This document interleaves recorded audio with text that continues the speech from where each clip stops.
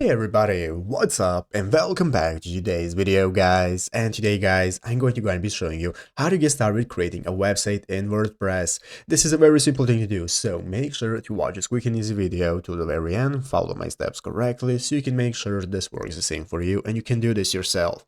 But yeah guys, let's get straight into it.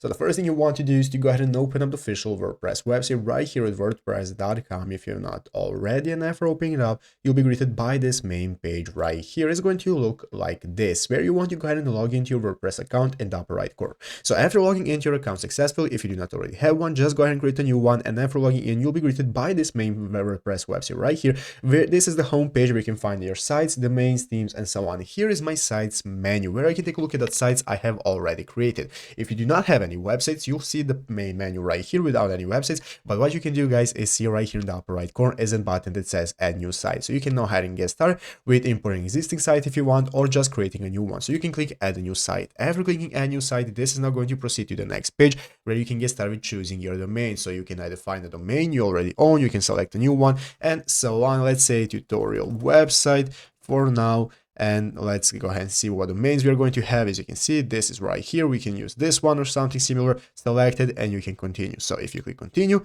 you can get started. You may be even choosing a domain later, doesn't matter. You can get started with choosing the plan you want, or you can go ahead and get started with a free plan. As you can see at the top of the screen, you can start with a free plan, you can give yourself a name and so on. So just proceed with all the steps to get started with your new domain and website. Give it all the info, click create, and once you have created guys, it's going to appear in your site menu list that I have already showed you, and you'll be able to access it.